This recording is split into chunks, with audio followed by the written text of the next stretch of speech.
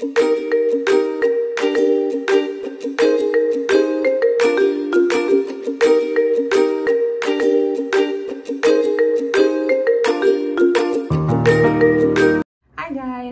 to my channel, The Message Story. This is Eva, living in Australia. And for today's video, gusto ko lang mag-share sa inyo kung ano na bang ganap sa akin sa buhay-buhay dito sa Australia. Actually, mabagal pa rin. Still mabagal pa rin ang buhay for me. I thought nang matapos yung pandemic, nag-start na makapunta ako dito.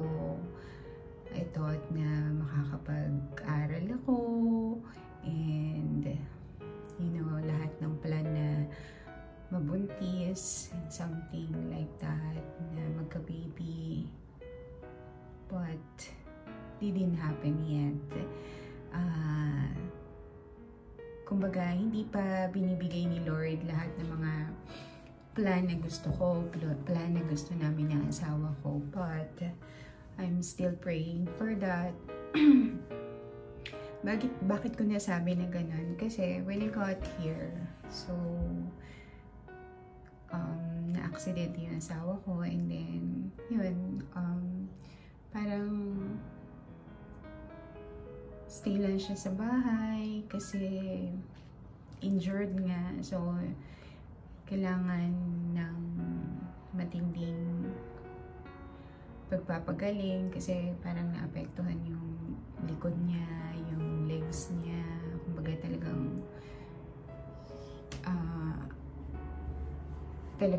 paggabi gumagalaw yung legs niya. So yeah, ang hirap pala, no, kasi ang hirap ng wala kang sariling pamilya dito. Even though alam ko naman sa sarili ko, wala naman talaga akong pamilya, wala akong sariling pamilya. Kumbaga nag-iisa lang ako. Ang meron lang akong pamilya is mga kamag-anak ko.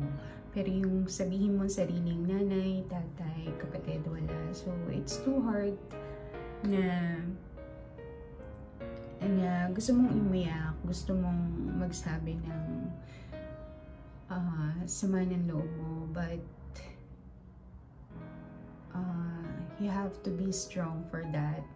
And yung asawa ko naman, wala din dito yung pamilya niya, nasa New Zealand. So, ang hirap lang. And then, ganun pala sa kanila, no? Hindi ganun ka-close yung pamilya. Like sa atin sa Philippines, talagang kulang na lang, alam mo yun, pwedeng tumira sa isang bahay. Dito hindi. You have to move to other house na kailangan maging independent ka sa sarili mo. So, yun, ang hirap kasi parang akala ko pagkatapos ng COVID, then napunta ako dito, akala ko dire-diretso na, pero hindi pa pala. So, marami pa pala talaga akong pagdadaanan. Pero aminado ko na bless ako kasi mabait naman yung asawa ko. May bahay akong tinitiran dito. Masarap yung pagkain and maganda yung country. And mababait yung neighbor, yung community. Talagang welcome nila ako dito. So, thankful ako. And kaya lang, nagkatrabaho ako. Siyempre, pagdating mo dito, hindi ganun ka dali or kabilis makakuha ng trabaho, unlike na meron kang certificate nila, nakapag-aral ka, makukuha mo kung saan mo gustong mag-work. But since hindi naman ako graduate ng 4 years, so mahirap sa akin. So mga first timer dito, mga student, ang naging trabaho namin is cleaner, and sa room attendant. Sobrang hirap niya kasi nung nag-room attendant ako, parang doon nag-start. Kasi may scars ako sa baga eh. So, naging active ulit siya. So, ginamot ako within 6 months. So, thankful ako dito sa country ng Australia kasi sobrang wala akong ginastos sa lahat. And natapos ko na yung 6 months, okay na ako, magaling na ako. Kaya lang, medyo natagalan yung pag-grant ng nag-visa ako because of my medical. So, ayun. Pero, okay naman na naging okay na yung specialist, nag-letter na sa pinaka-immigration na the worries or scars na lang siya. So, ayun, basta sundin mo lang kung ano gusto nila and magiging okay naman lahat. And then, yeah, I'm all good. Magaling na, awa ng Diyos. Thank you, Lord. And yun, sobrang,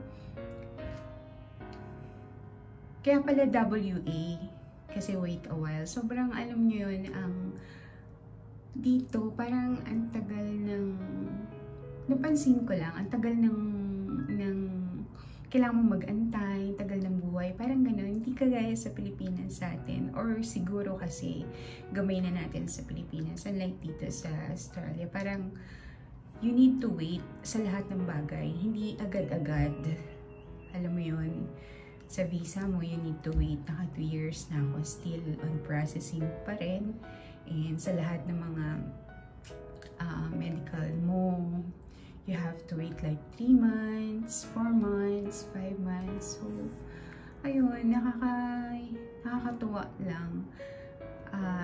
Nakakatuwa na nakakalungkot. Nakakatuwa kasi kahit papano, they look after you. Kumbaga, maganda talaga yung pag-aalaga nila dito. I mean, yung healthcare nila, hindi ka nila pababayaan hanggat hindi ka okay. So, ayun, sobrang thankful. And also, yun, so, parang lately, last April and May, so parang sumasakit yung dibdib ko kasi magto 2 years na ako, wala pa rin, kumbaga, instead na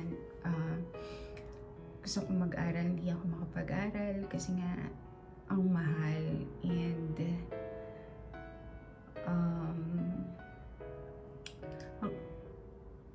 kumbaga kailangan kong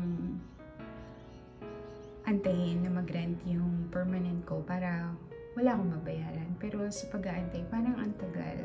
Pero wala naman ako magawa kasi hindi ako makahingi ng tulong kahit kanino financially, diba?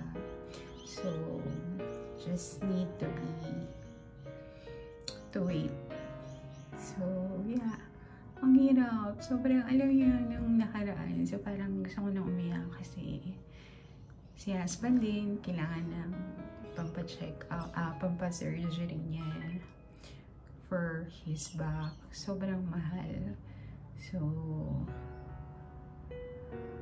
we're trying na humiram, pero saka mag-anak, pero wala eh, talaga. Siyempre, may needs din sila. Hindi naman palaging kailangan mapahiram. Kumbaga, meron din silang kanilang tawag dito, gastusin sa buhay. So, yun. Kaya kayo, yung mga merong mga pamilya, alagaan nyo lahat yan. And be thankful kay Jesus. You know what? I'm still thankful kasi I'm still alive, I'm still here. And siguro pag nag-rent yung visa ko, baka maging okay na ako. And yeah. So yun lang, na-share ko lang sa inyo yung kumbaga pinaka nararamdaman ko. Pero laban lang. Yun lang guys. Thank you for watching. God bless everyone. Bye.